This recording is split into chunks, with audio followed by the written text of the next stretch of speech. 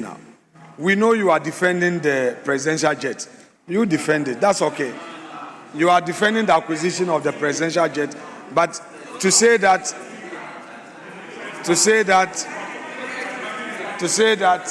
Honorable Ntim Fojo has not read the budget, I mean, I think that's quite unfair. Mr. Speaker, if you can withdraw that one. Yes, Honorable James Agaga. Point made by Reverend Ntim Fojo, he indicated in his submissions that there is no capex for the Ministry of Interior. And I am saying that if he reads this budget well, he will find that capex, an allocation of 150 million, 150 billion cedis has been allocated for the acquisition of firefighting equipment. Page 166. Page 166. And you find that in page 166. Sorry, it's 1.5 billion. It's stated. It's captured. Please continue. It's captured. And so, please continue. You have the floor. And so, Proceed. Mr. Speaker, President Mahama, ever since he was sworn into office in January 2007, he has been flying in commercial flights. He has never used the taxpayers' money to rent private jets which have the capacity to afford him the opportunity to bathe mid-air. He has not done that. In fact, he has not done that. If, Mr. Speaker, we look at the duration for the manufacture of the jets that we intend to buy, Mr. Speaker, we realize that it will take us 4 years to build sail. What that means is that President Mahama thinks about the future of this country, not his own luxury. If it were about luxury, Mr. Speaker, President Mahama would have opted to rent, because renting private jets is immediate. You get to experience luxury immediately, almost immediately. But he's taking a decision which is futuristic. The time period for the manufacture of the aircraft that we're going to purchase will take us 4 years. 4. So please, don't mislead the public by creating the impression that the motivating factor for the acquisition of the aircraft, which would give all of us a strategic lift capacity, is because the president wants luxury for himself. That argument cannot fly. Mr. Speaker, let me conclude by stating that under the new Patriotic Party administration, in fact, promises were made and never fulfilled. This House was called upon at some point to approve of a loan for the acquisition of APCs, 12 APCs, armored personnel carriers. I was one of the people who led the charge because I'm very passionate about security-related issues. We approved of the loan, $80 million for the acquisition of 12 APCs. Mr. Speaker, in this budget statement, the finance minister made it clear that we paid $40 million, and yet not even one single APC was delivered to this country. Mr. Speaker, it takes an efficient minister like Atuforsin to renegotiate the agreement in order that Ghana would have value for money. But for Atuforsin's intervention, we would lose everything and not get even a single APC. That is the extent to which the government failed to read through the security. Honourable member, your time is up. In conclusion, the time is up. I now give the floor to Honourable Akwesi Konedu. You have 15 minutes. Thank you very much, Mr. Speaker, for the opportunity to contribute to statement number 7A on today's order paper. Mr. Speaker, I will start by letting us understand what the budget means. It is an expression of the aspiration of a country broken down into financial terms for economic development. Such aspirations, Mr. Speaker, must carry integrity. Mr. Speaker, I will proceed to show you today that this 2026 budget do not carry integrity. It do not seek to do what it proposed to do. Mr. Speaker, the theme of the budget is resetting for growth and job and economic transformation.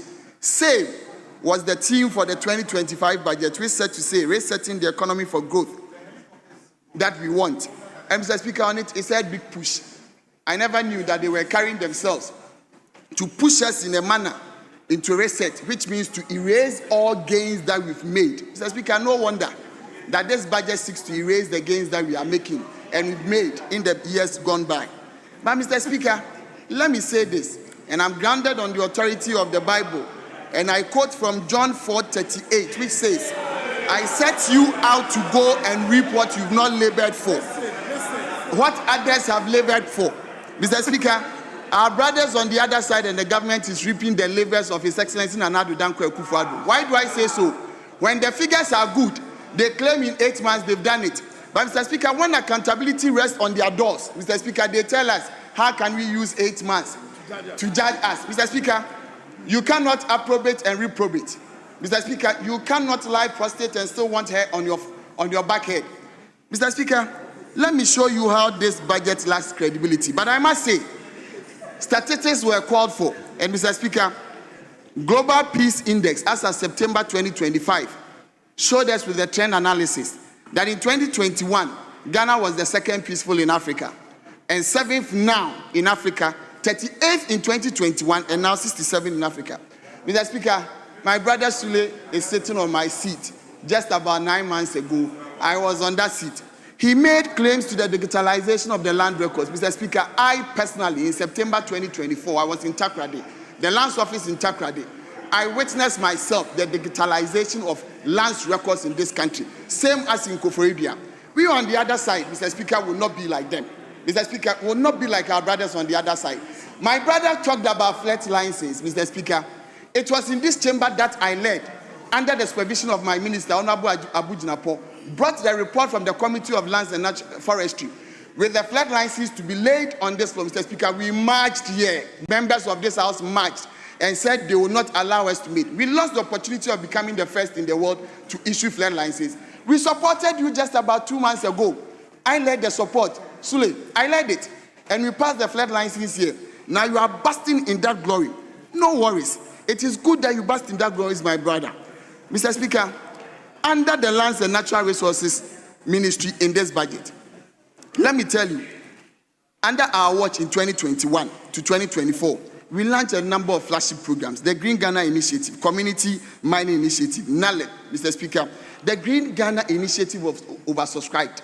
It yielded positive results for this country to the extent that we earned $4.862 million in 2023 in terms of carbon credit trade. Mr. Speaker, same as Red Plus, which gained this country $16.9 million. And Mr. Speaker, what did we see after that? All that we saw, Mr. Speaker, is in this budget. They claim that they've transformed Green Ghana into what is termed as Tree for Life. It is undersubscribed, and they are not worried about it. People do not have the confidence in it. Out of 13 million targeted seedlings that they wanted to plant, only 17 million has been able to be planted. Mr. Speaker, under the mine sector, in March 2025, Mr. Speaker, the Honorable Minister disbanded all forms of community mining schemes. I personally, Mr. Speaker, on the 2nd of May 2024, was in Hema Ankobia myself to inaugurate, Mr. Speaker, under the leadership of my minister, a community mining scheme. He told us it was only in terms of names. But Mr. Speaker, the renaming, the number of Kojemos that has happened, the number of outdoorings that have happened, in terms of projects that were being run under our tenure. Mr. Speaker, I feel and I think that the unfortunate incident of the 6th of August, Mr. Speaker, will let us stop some of these things and continue on the path when we see righteousness being done in this country rather than continuously renaming. Mr. Speaker, why? Why must you change the name of community mining into something that we call COMSDEP? Of what benefit would that be for us? Mr. Speaker, another lack of integrity that I see in it, Mr. Speaker, is that, and let me ground myself again in this, Mr. Speaker, the Bible again says in Mark 16:15, yes, and it says, let it not be said that I say it, I'm saying this, that what I'm about to say, Mr. Speaker, is not found in the manifesto of the NDC.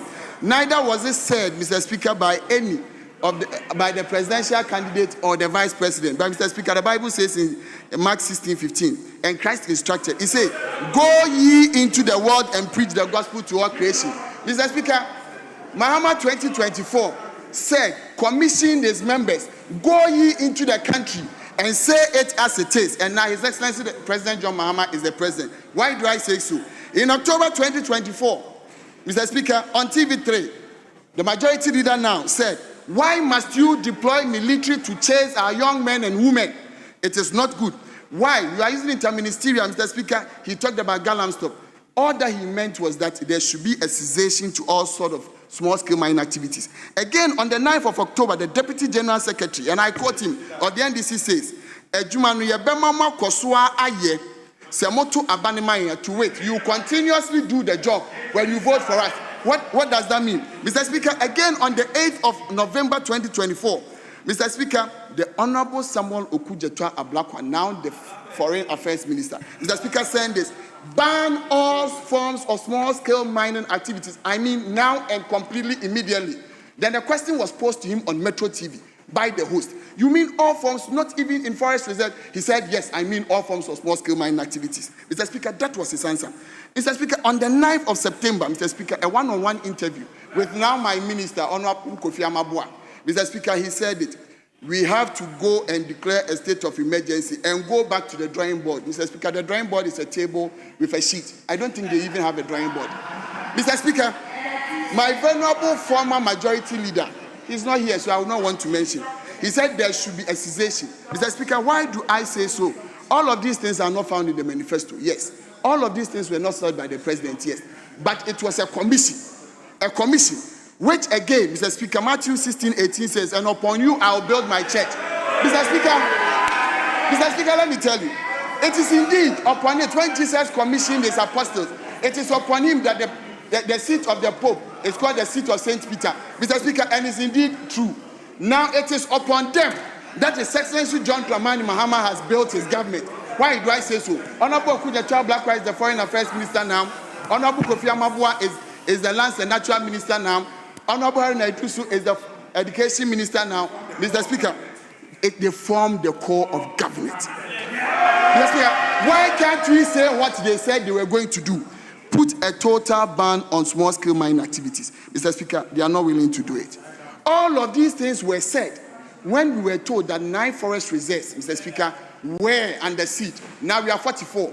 These 44 are being said to be declared, Mr. Speaker, national security zones, which require that we deploy military persons permanently in these areas. Mr. Speaker, if indeed the policies that are being implemented by this government will yield a result, Mr. Speaker, it will call for a reduction in the amount of allocations that will be made in the operations of anti-galamsey activities. It tells you that there is no way that they are committed in fighting small-scale illegal mining activity in this country. Do you know why? It's because it's the steroids upon which this country's economy is being driven now.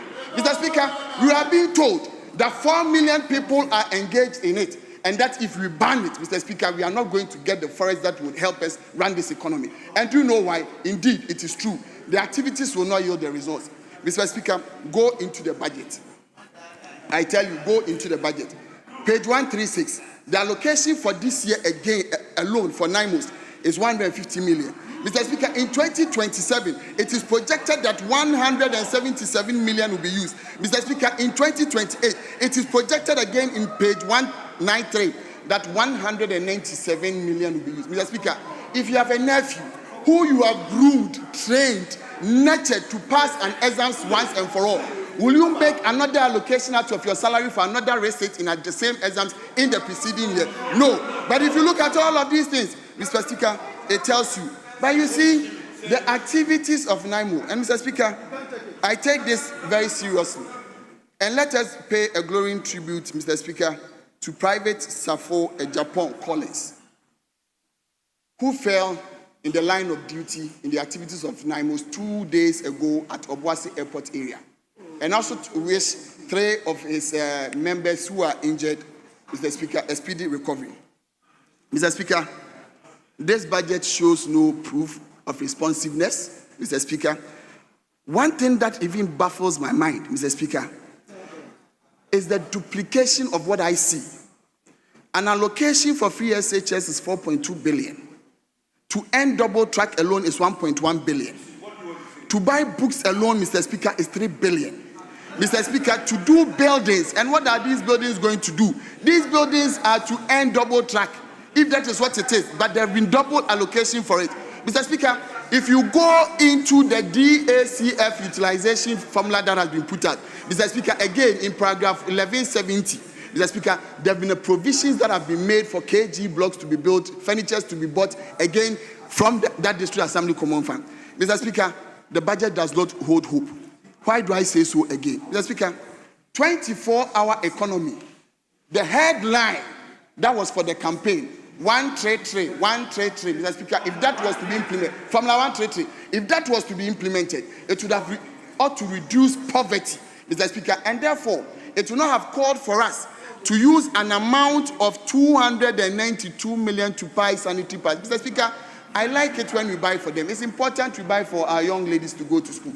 But when you would have been able, Mr. Speaker, to implement Agenda 2024, whatever you call it, it would have helped reduce that. But a paltry amount of 110 million is being used for that. Mr. Speaker, strikingly that I'm afraid of, Mr. Speaker, strikingly that I'm afraid of, is an amount under paragraph 1171 that calls for 207 million Ghana cedis for what they term as rebasing.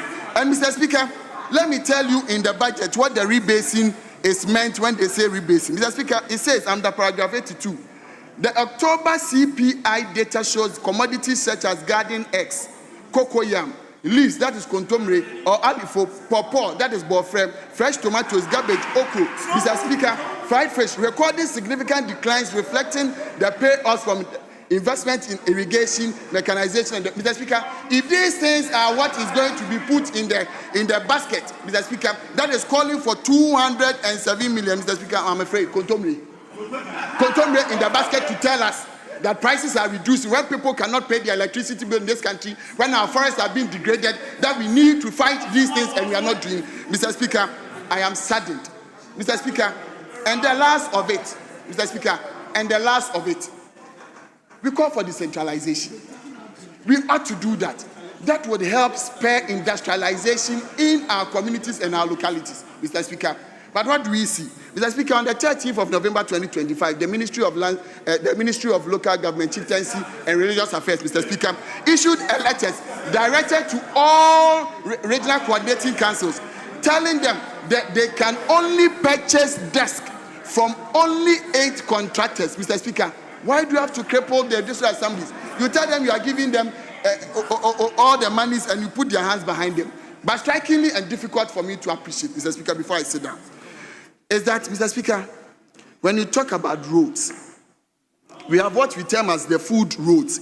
That is under paragraph 981 being funded by the World Bank, and that is 1,000 kilometers for 828 million. That means for each of the roads, Mr. Speaker, it is about 838 because it's funded by that. But go to the constituency road, 160 constituencies, 10 kilometers of road, a budget of 30 billion, Mr. Speaker. If you strike that, it's about 1.8 million. That is under paragraph 1. Mr. Speaker, why that disparity? Mr. Speaker, this budget lacks hope. And I would want to say, Mr. Speaker, Mr. Speaker, before I sit down. You see, there is this Kenyan poet, Mr. Speaker, a Kenyan poet, who wrote "Weep Not Child." Mr. Speaker, in Guji Watiango, Mr. Speaker, he wrote "Weep Not Child." But I tell my fellow Ghanaians, weep, my fellow Ghanaians, for this budget is here to condemn you. Thank you very much, Mr. Speaker.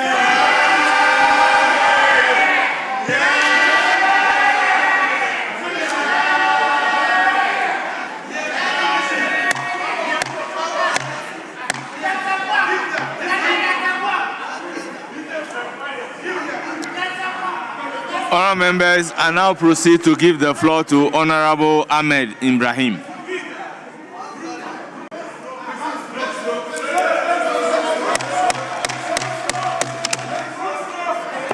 Honourable Vincent Asafua. Can we listen to the other side also in silence? Thank you.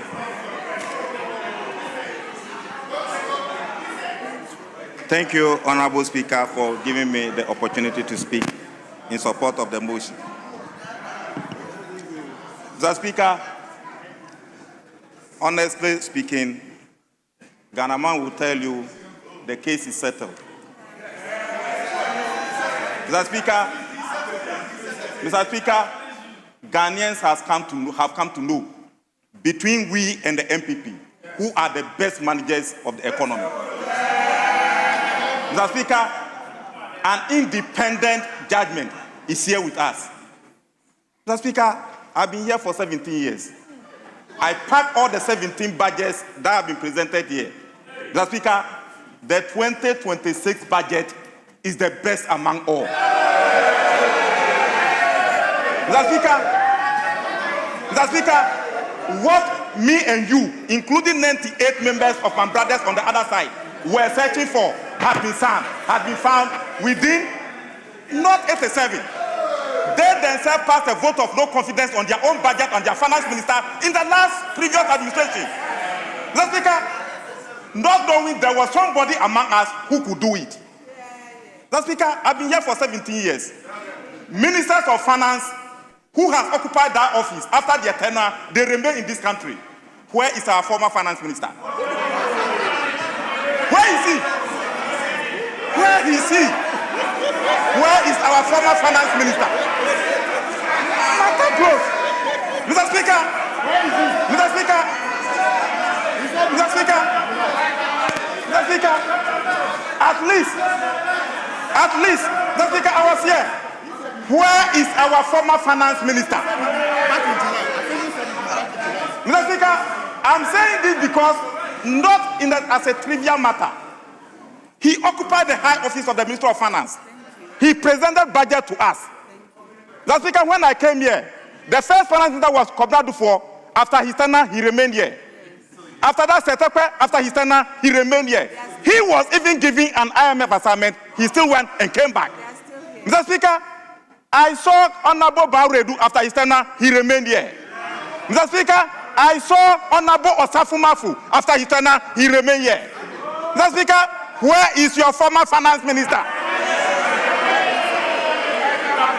Mr. Speaker, that is just one. That is just one. Mr. Speaker, put that one aside. Mr. Speaker, the second point. Mr. Speaker, I hold in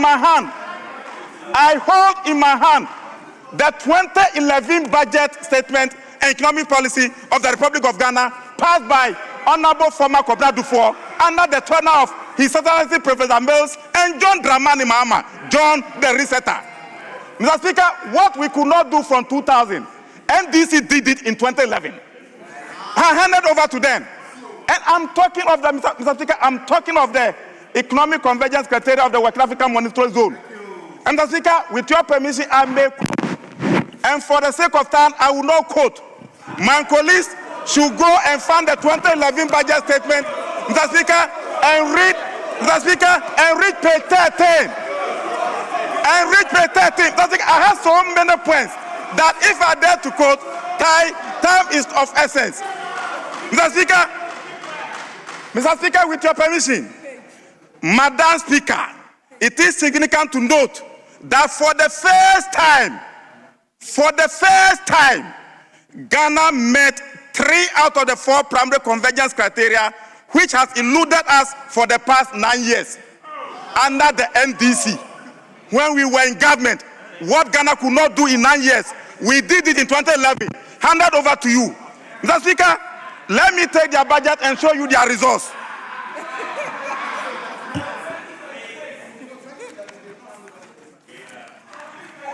Mr. Speaker, when we handed over the economy to them, they want to know, page 16, paragraph 53. And Mr. Speaker, with your permission, I will quote. Mr. Speaker, paragraph 52. According to 2022 half-year ECOWAS multilateral surveillance report, out of the 4 primary convergence criteria, they met 2. Secondary criteria, they met 1. And this by Ken Oforata. When we are back, let me show you what Atufo has Honorable done. Ahmed We are Ibrahim. back. The better managers of the economy, time. who Yes. are always resetting. Yes, We are Honorable back. Minority Leader, strictly in What has he accordance to with say? the He's rules. coming to filibuster. Why are you up? Mr. Speaker,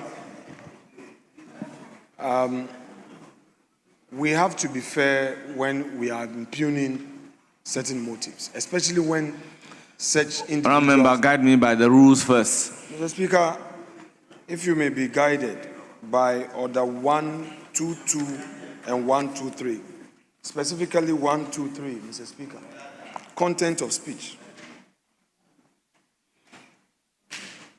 Content of speech. Mr. Speaker, we have it as a matter of public record that Honorable Ken Please Oforata- tell me the specific rules that have been breached. Okay, I'll read it out for you, Mr. Speaker. Mr. Speaker, Order 123. Go to 2A. And I'll read 2A all through for you, since you want to be guided. A member shall not use offensive, abusive, insulting, blasphemous, or unbecoming words on a member or any other person. Or B, impute improper motive or impugn the integrity of a member or any other person. Mr. Speaker, let me end there. The member in his debate, in his submission, seeks to draw Honorable Ken Oforata, the former finance minister, into his submission. Mr. Speaker, this is the analogy he makes. He says that all past finance ministers have remained in the country, but Honorable Ken Oforata has left the jurisdiction. Mr. Speaker, Honorable Minority Leader, Honorable Minority Leader, with all due respect, this does not offend the rules that Mr. you Speaker, have can quoted. I finish? You have asked me. Let me finish. It doesn't submitting. offend the rules. Mr. Speaker, I'm submitting. If that is the reason for which you are up, I'm sorry. Mr. Speaker, Honorable let me Minority finish. Leader, Mr. take it Speaker, easy. Kindly Mr. Speaker, resume your with seat respect, so that I can Mr. give the Speaker, floor to the the honorable man is member out to of- continue is the out of debate. Ghana for With health all reasons. due respect, Honorable Minority Leader, today I have decided to go by the rules. Thank you very much. Yes, Honorable Ahmed, you have the floor.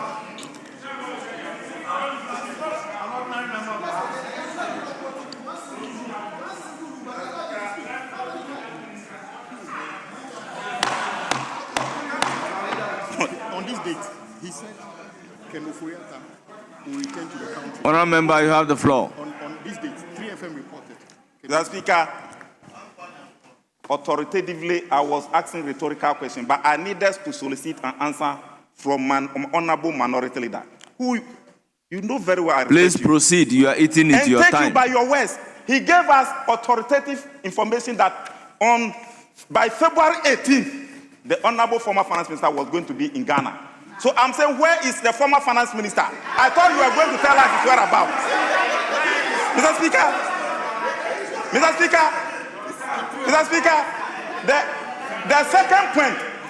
the second point, after telling you, let me come to what we could not do, what Oforata could not do. And 38 of our colleagues on this side were calling for his change by going to the Flagstaff House, by voting a vote of no confidence against the former finance minister, led by the honorable, distinguished honorable OPK. Yes, Honorable Ahmed Ibrahim, hold And it. we Yes, supported Minority them. Leader. We supported them. Yes, Minority Leader. We supported them. Mr. Speaker, Hold it, hold it. Results. They will stop your time for you. Hold it. Yes, Minority Leader. Mr. Speaker, with respect, my colleague on his feet says that I made a promise to bring Honorable Kenoforiata in February, and that he's asking me where the man is. Honorable member, again, we want to go strictly by the rules and have announced that right from the beginning. Go straight and tell me the rules that has been breached. Order 123, Mr. Speaker. Order 123. Mr. Speaker, order 123. Which specific rules of order 123? Mr. Speaker, 123, 2A and B. Read together. Yes, so tell me what he said that has offended order 123, 2A and B. It is his argument that I had made a promise in this house that I was bringing Mr. Kenoforiata in February, and that he's asking me that I have said that. Mr. Speaker, I haven't said that. Mr. Speaker, with respect, Mr. Speaker, with respect, the Honorable former Finance Minister was out of jurisdiction, and an inquiry was made. And right at the dispatch box, I produced a letter from his lawyers to the effect that he was seeking medical treatment out of the country. Mr. Speaker, again, Mr. Speaker, Mr. Speaker, again, Mr. Speaker, again, there was a further letter from him. Mr. Speaker, there was a second letter from him to the OSP. Mr. Speaker, that was the matter between him and the OSP, where he again indicated in a letter from his doctors that he was receiving medical treatment, he was undergoing surgery, and that his stay in the United States has been extended to ensure full recovery. Mr. Speaker, it will be unfair, therefore, for Honorable Ahmed Ibrahim to attempt to say that the man has refused to come to Ghana. Two, no, Mr. Speaker, these are medical issues and it's a matter of public record. Mr. Speaker, my colleagues, Mr. Speaker, my colleagues would have to be very fair to Honorable Kenoforiata. Any of us can go through that situation. He has made available to all of us in this country his medical record. Mr. Speaker, he published them. He attached it. His lawyers attached his medical records and the letter from his lawyers, his doctors, and made it available to the public.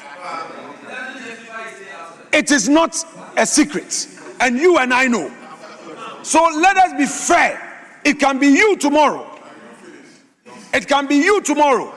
So, Mr. Speaker, let us not use our debate to impugn improper motive. There is a public record that states clearly why Ken Oforiatta is not in Ghana. He stated why he is not in Ghana. Let's be fair. Your time will come. Yes. Use it your way. You are not a deputy minister. Your time will come. Honourable members, let me use this opportunity to admonish the entire House that debate can be interrupted under Order 122 based strictly on certain conditions. And the conditions are clearly spelled out. On hindsight, let me read Order 122.5.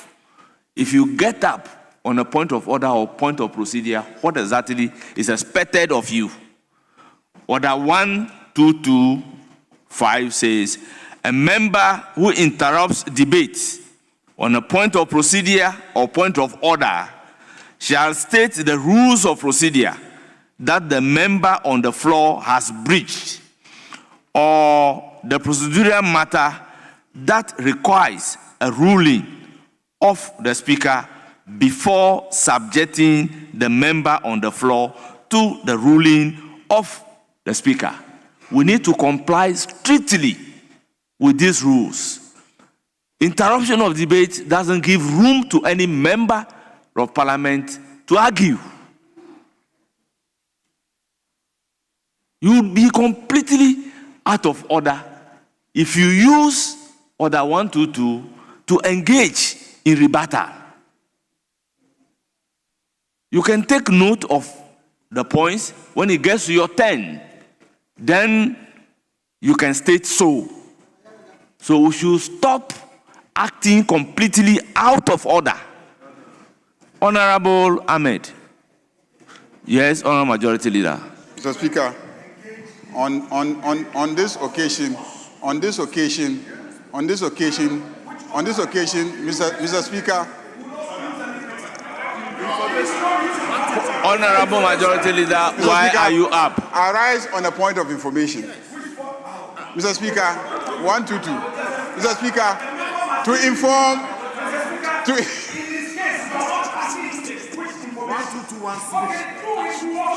Yes. Honorable Majority Leader, what is the point of information? What is the point of information? Mr. Speaker, the honorable member indicated that the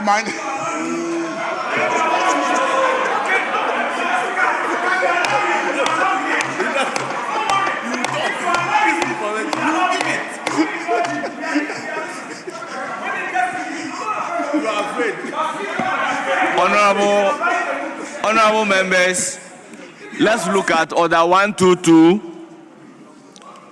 C.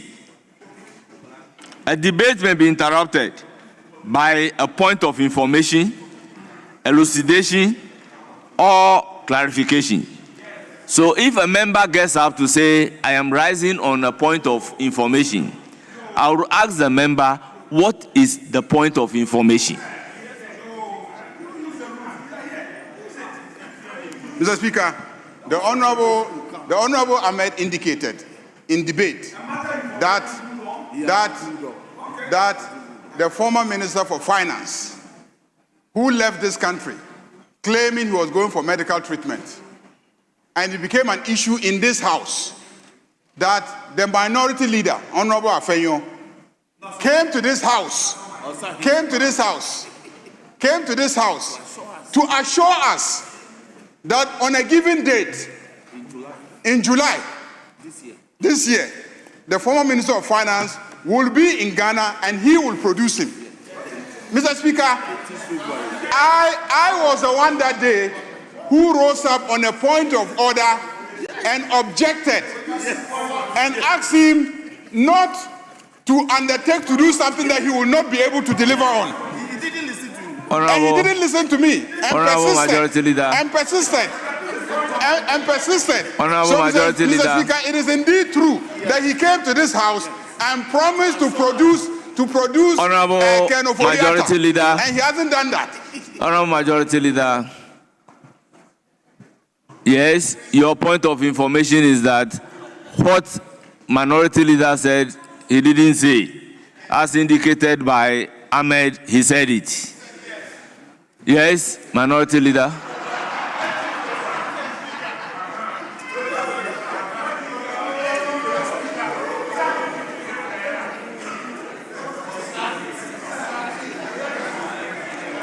Yes, Minority Leader, you have the floor.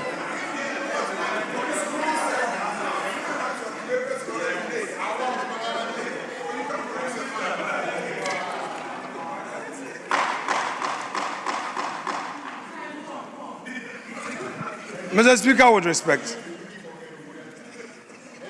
the records would bear me out that indeed, when the respected former finance minister had issue with the OSP, which matter the majority leader himself came to apologize He came, he used the dispatch box to apologize on behalf of government for the mishandling of the whole matter. We as leaders owed a responsibility and a duty in the matter. I, right here, indicated that Mr. Ken Ofori-Atta had written to the OSP through his lawyers that he was going to be in the country on or before May, not July. This was in February. Mr. Speaker, in the letter, Mr. Ken Ofori-Atta again indicated that he had been booked for surgery. When the time came and his doctors further advised that the surgery will require some healing process, Mr. Speaker, he again wrote, this time not only a letter by his lawyers, the letter from his doctors. Mr. Speaker, the doctors wrote and indicated that they had booked him for surgery and that the post-recovery will take some time. Mr. Speaker, this is a matter of record. It's not a matter that Mr. Speaker, I again made this known right here in this chamber. So, Mr. Speaker, it is not a matter of I resigning or making a promise and failing to honor that. Let's put things in proper context.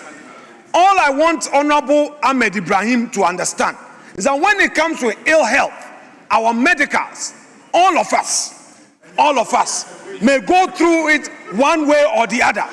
If a man is going through a serious medical condition, how many of us will be bold to disclose our medical records? But the man has disclosed his medical record. Mr. Speaker, that hospital where he's receiving treatment is a renowned medical hospital in the United States. Let's be fair to Ken Ofori-Atta. Let's be fair. It can be you tomorrow. This is not the way to treat a fellow citizen. Honorable members, can we let's be fair proceed to him.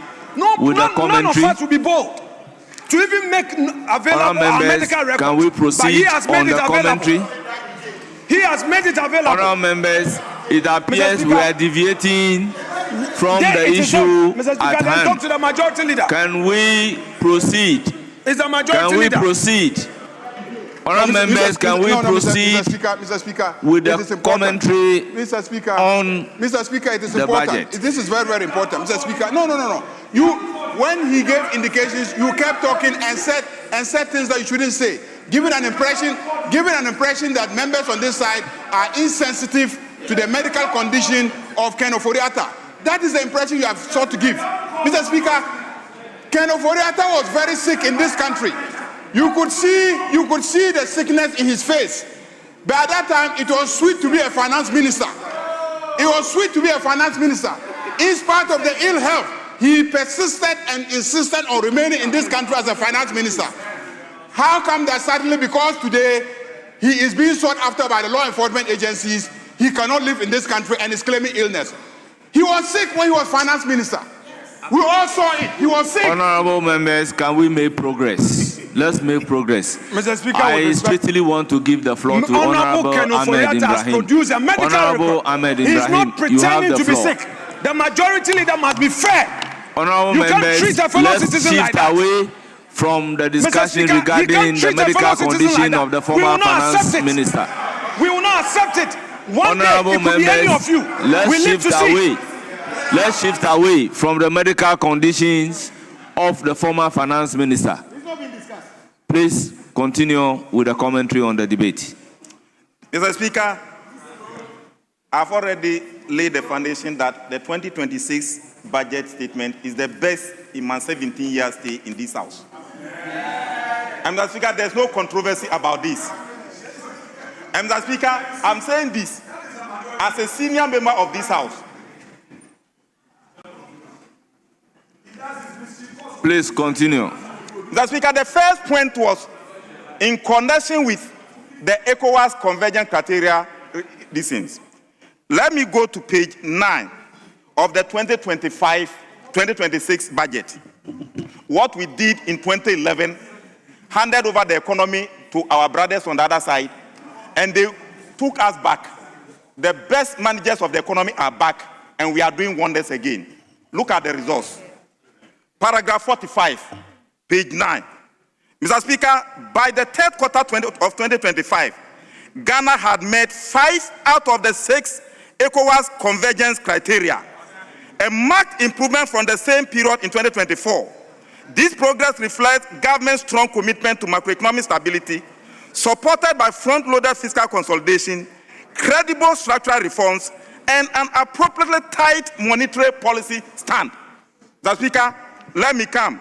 Budget deficit of, including grant, less than or up to 3%, Mr. Speaker, we had 2.3 achieved. Inflation, annual average of less than or equal to 5, Mr. Speaker, 18.5. That is the only one that was not achieved. Central bank budget deficit, zero financing, achieved. Gross eternal reserve of at least 3 months, Mr. Speaker, we have 4.8, achieved. Nominal exchange rate, plus or equal to 10%, Mr. Speaker, achieved. So, Mr. Speaker, then public debt to GDP, not more than 70%, Mr. Speaker, we had 48.9% achieved. So if we achieved 5 out of 6, you couldn't do. So between we and you, who are the best managers of this economy? The case is settled. Never compare yourself with the NDC on the economic front again. We are the best managers of the economy. The records are showing. Mr. Speaker, the second point, and let me quote you. Mr. Speaker, let me go to a statement made by the former president of this country. Mr. Speaker, President Nana Akufo-Addo, he was crying about rating agencies and was saying that Fish Solutions, Standard & Poor, Moody's were biased towards Africa because they downgraded his economy, and therefore was calling on African Union to design our own marking scheme. Mr. Speaker, externalities are externalities. They are the independent rating agencies, rating NDC and MPP. They've rated both of us. What you couldn't do, we've done it. Mr. Speaker, let me read. Ghana's president, Nana Addo Dankwa Akufo-Addo, has lashed out on international credit rating agencies across the globe, describing its rating as reckless. According to President Akufo-Addo, the consistent downgrade of Ghana's economy by credit rating agencies have contributed to the country's current economic woes. Reckless downgrade are not in the best interest of developing countries like Ghana, he cried. If we give you an economy and after that they are marking you and you are crying because you have failed. You are crying in the hands of rating agencies. NDC has come. Mr. Speaker, he cried and said we should fund our own rating agencies. We should ignore African rating agencies. We should ignore Moody's. We should ignore S&P. We should ignore Fish Solutions.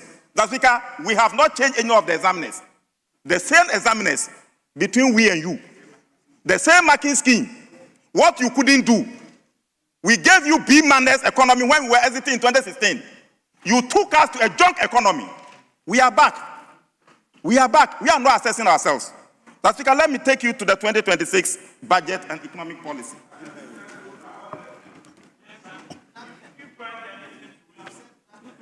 Mr. Speaker, I'm older than all of them sitting there in this house.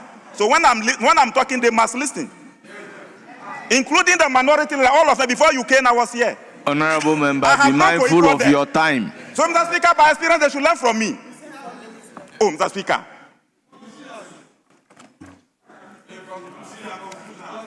Mr. Speaker, I cannot conclude without bringing our results to you.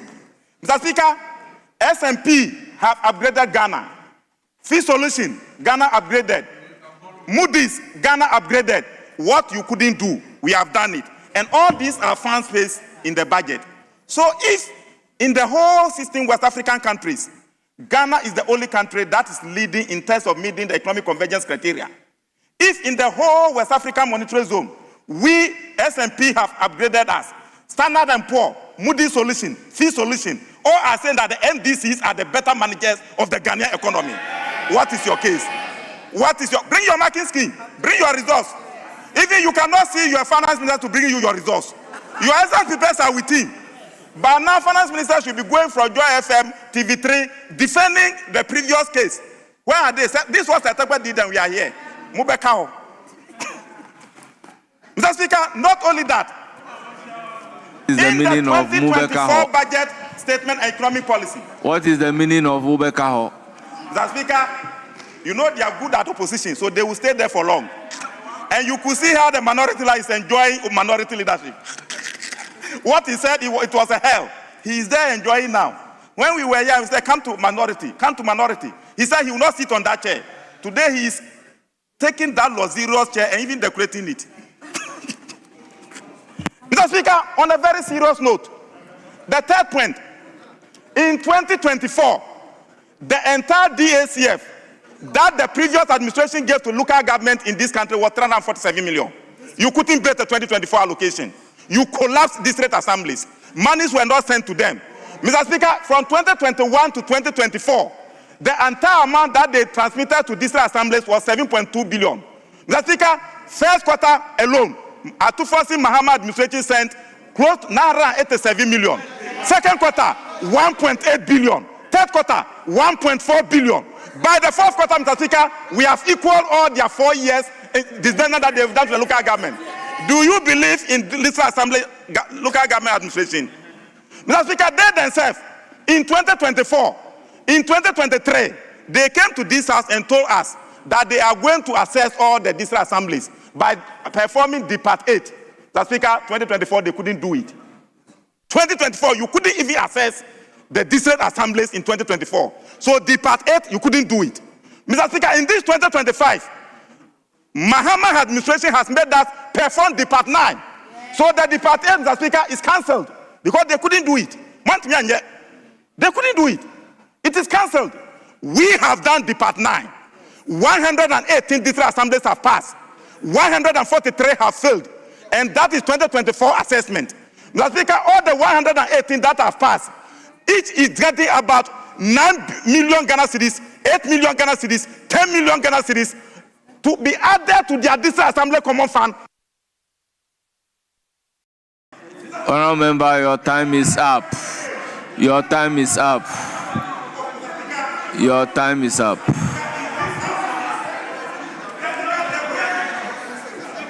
Honourable members, clearly, anytime there is interruption, I will ask the timekeepers to stop your time for you. So I will then proceed to give the floor to Honourable Opoku Ansah. The Speaker. No, I have given the floor to Opoku Ansah, Honourable.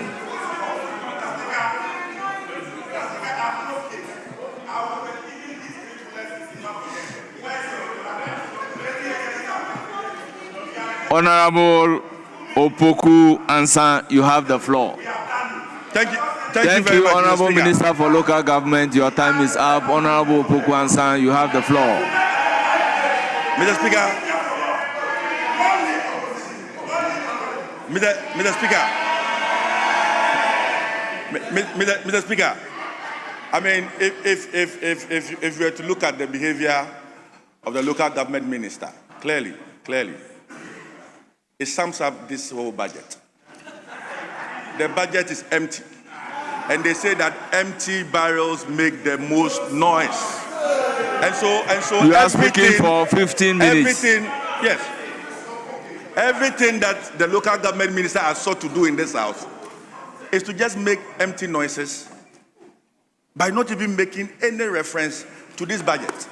Mr. Speaker, the Minister for Finance, you see, Honourable Opoku Ansah, he made reference. You could have proceeded to make your point without making reference to the conduct of the local government minister. In fact, Mr. Speaker, so the aspect that you are making reference to the conduct of the local government minister, please withdraw. Mr. Speaker, before I withdraw, when the local government minister was making his submissions, he pointed to the fact that I, a then first timer, a backbencher, led a whole coup d'etat to take out the finance minister. Mr. Speaker, this is factually inaccurate. But you allowed this to go on. You never asked him to withdraw. I stood up. In fact, Mr. Speaker, you saw me and decided that you were not going to call me. And I'm surprised that, Mr. Speaker, you are asking me by stating a fact that a minister has stood here for 15 minutes, made no reference to this budget. That is not what I am asking you to withdraw. You are saying that by the conduct of the local government minister, it shows that the budget is empty.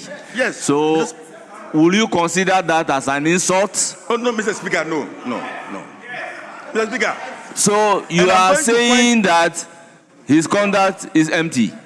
Mr. Speaker, I'm going to point to the fact that... That is why I'm asking you to withdraw. This budget, that was presented by Honorable Atufosin, is indeed empty, Mr. Speaker. That is why I am asking you, you can describe the budget without referencing it to the conduct of the local government minister. I'm guided, Mr. Speaker. If you so believe that I should withdraw, I've withdrawn. I think that I need to move on. But clearly, making noise to explain something that has nothing do not solve problems. Mr. Speaker, making noise to explain something that has nothing really do not solve problems. Mr. Speaker, when the minister presented the budget, in fact, he termed it resetting for growth, jobs, and economic transformation.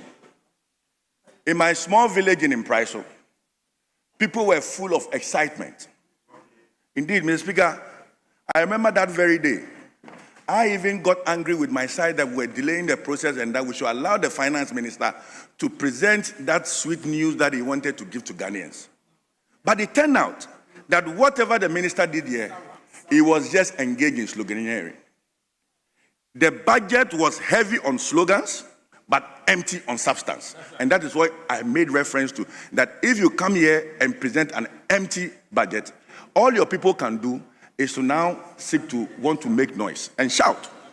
Mr. Speaker, budget or economic management is premised on trust. In fact, if you really want to lead people, you need to build trust. The people must have a certain level of trust in you. Honorable Atufosin came to this house, presented the 2025 budget, and made some claims that government intends to invest some monies into goods and services. Government intends to invest some monies into capital expenditure. Mr. Speaker, at the end of the day, in the 2026 budget, we all got to find out in this house that only 56% of goods and services was released. It is not surprising that, Mr. Speaker, today you walk through some ministries in this country and their lifts are not working. Mr. Speaker, you walk through some ministries in these countries and common pen, A4 sheets are not there for people to work with.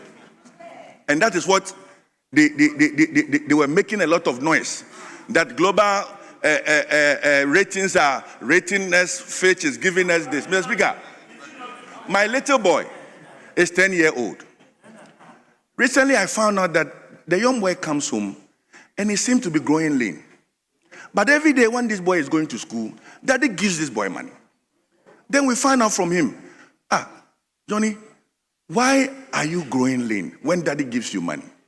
It ends up that, Mr. Speaker, Johnny now saves the money in the bank without feeding on the money. Mr. Speaker, when Ghanaians give you money to spend on the economy, and you decide that you are going to keep the money in your pocket and that you don't spend, yes, your accounts will look big, but in actual sense, your economy will be growing lean. And that is what has happened to the economy of this country under His Excellency John Dramani Mahama.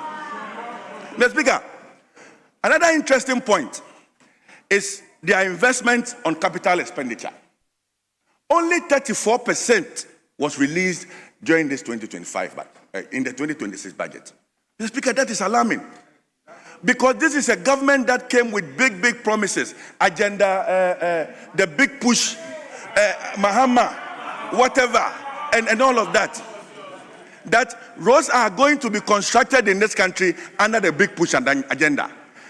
Then at the end of the day, the Nkokon, Kitinketi, and every project under this government only saw 34% in capital expenditure. What it means is that You are not even paying contractors. What it means is that you are not releasing money to the Ministry of Agri to buy more Ankuko so that 50 households will be getting money. What it means is that even common desilting of gutters is not being done because you are not releasing the money to do that. And it's problematic. How can we have an economy that is growing in name, but in actual sense, the economy is leaning because the Minister for Finance has refused to release monies for all of that. Mr. Speaker, the minister also said that ever since they took office, they have awarded close to about 63 billion worth of contracts under the big push. But we all know that in the 2025 budget, what the minister announced was some 13 billion. In this budget, what the minister has announced is 30 billion. Mr. Speaker, if you were to put 13 plus 30 billion together, we are looking at 43 billion. Is the minister telling us that now the government is engaged in some financial engineering to want to find some monies from elsewhere when this parliament has not approved that extra 20 million? We want to find out from them. Where are they getting that 20 billion from to fund the big push agenda?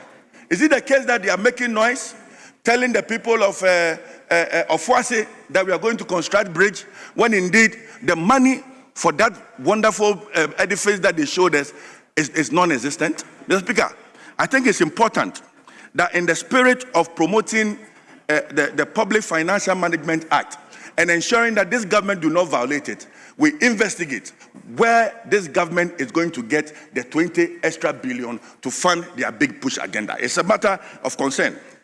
Mr. Speaker,